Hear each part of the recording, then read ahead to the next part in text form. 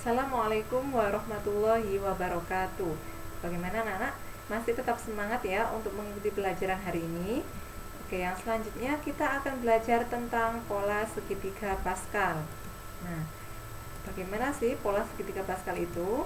Nah, ini adalah gambaran secara umum segitiga Pascal. Mungkin dari kalian ada beberapa yang sudah pernah tahu dan mempelajari selama di SD ya. Namun ada juga mungkin beberapa yang baru tahu dan baru mempelajari apa itu segitiga Pascal. Nah, segitiga Pascal secara umum bentuknya seperti ini. Jadi bentuknya seperti segitiga ya.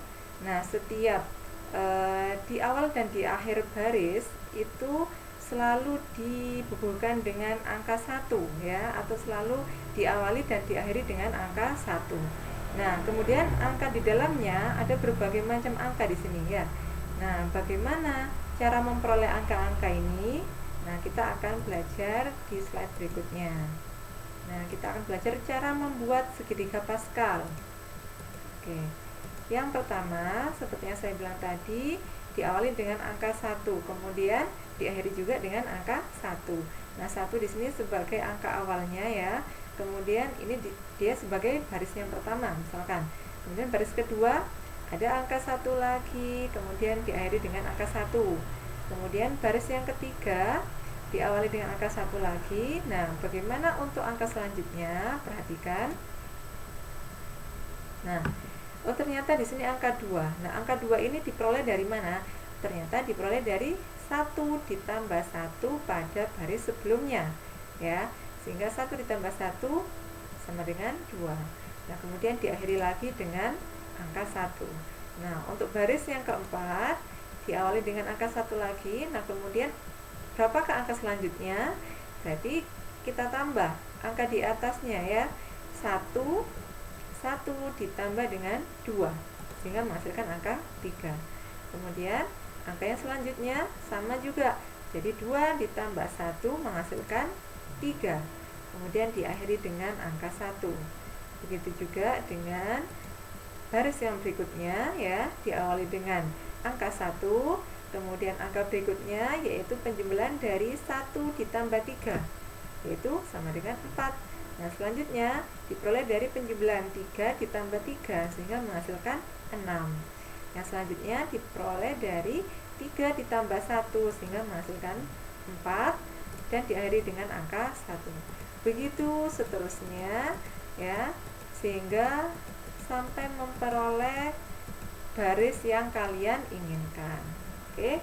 Nah, selanjutnya kita akan belajar menentukan jumlah bilangan baris ke n. Maksudnya ke n itu ke baris ke tak hingga ya. Jadi ada baris pertama, kedua, ketiga dan seterusnya sampai tak terhingga. Nah, bagaimana sih cara menentukan jumlah bilangan baris ke n pada segitiga Pascal? Coba kalian perhatikan. Di sini ada segitiga Pascal ya. Nah, kemudian kita anggap untuk angka yang pertama di atas sendiri ini kita namai dengan baris ke-1. Kemudian yang kedua kita namai dengan baris kedua. Nah, selanjutnya baris ketiga, baris keempat, baris kelima, baris keenam, dan baris ke-7. Nah, untuk baris yang ke-1 kita namai dengan suku ke-1 ya, atau kita kasih simbol di sini dengan n. N sama dengan 1 ya. Kemudian kita kasih simbol lagi untuk yang baris kedua, n sama dengan 2. Baris ketiga n sama dengan 3 dan seterusnya sampai baris ke-7. Nah, kita mau mencari tahu nih untuk baris ke-1 jumlahnya ada berapa? Nah, karena baris ke-1 cuma ada angka 1 sehingga jumlah bilangannya ini ada 1, ya kan? Nah, untuk baris kedua di sini ada 2 angka yaitu 1 dan 1. Maka jumlah bilangannya sama dengan 2. Yang selanjutnya untuk baris ketiga di sini ada angka 1, ada angka 2 dan ada angka 1. Jika kita jumlahkan, maka hasilnya adalah 4, ya. Untuk baris yang keempat ada angka 1 ditambah 3 ditambah 3 ditambah 1. Maka hasilnya adalah 8. dan seterusnya sampai baris ke-7.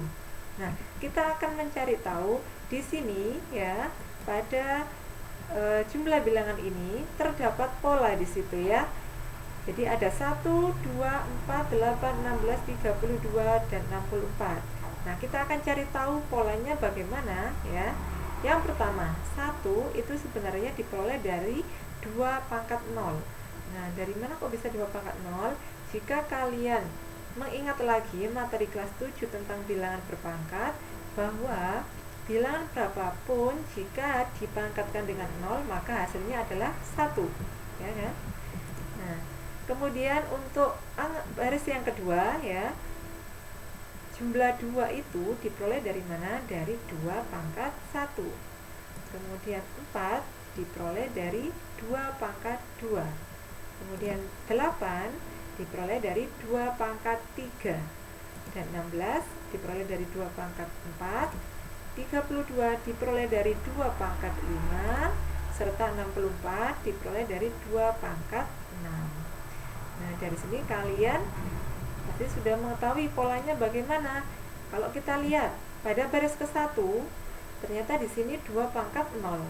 0 itu diperoleh dari 2 pangkat 1 dikurangi 1. Oke. Yang selanjutnya pada baris kedua ya, di sini ada 2 pangkat 1. 1 itu diperoleh dari 2 pangkat 2 dikurangi 1. 2 di sini yaitu dari baris kedua. Jadi menunjukkan bahwa dia adalah baris kedua. Oke, paham ya? Kemudian untuk baris ketiga di sini ada 2 pangkat 2. 2 pangkat 2 diperoleh dari mana? Dari 2 pangkat 3 dikurangi 1. 3-nya itu dari baris ketiga. Paham ya?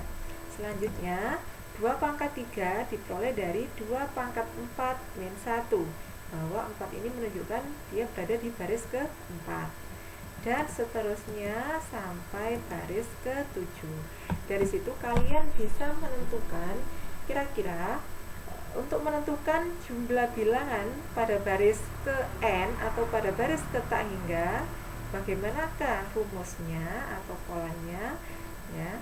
Jadi untuk polanya kalian bisa menentukan bahwa untuk menentukan baris jumlah bilangan pada baris ke-n bisa disimpulkan dengan 2 pangkat n min 1, di mana n adalah baris ke-n ya. Jadi kalau misalkan nanti ada pertanyaan tentukan jumlah bilangan pada baris ke-100 misalkan, maka n-nya kamu ganti dengan 100 ya, sehingga nanti untuk mencari bilangan atau jumlah bilangan baris ke-100 maka 2 pangkat 100 dikurangi 1. Itu seterusnya. Oke, saya harap kalian cukup paham ya. Nah, selanjutnya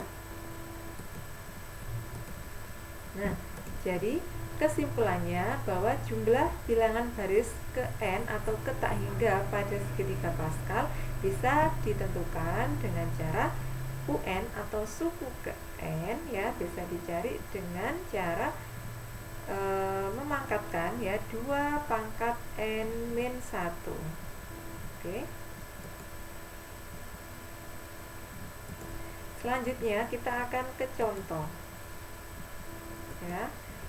Misalkan di sini tentukan jumlah bilangan pada baris ke-9 pada segitiga Pascal.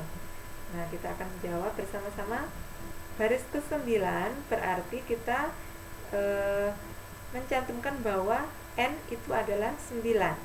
Nah, kemudian kita kembalikan ke rumus ya, bahwa UN ya sama dengan 2 pangkat n min 1. Karena kita yang ditanyakan adalah baris ke-9, berarti kalian rubah n menjadi 9.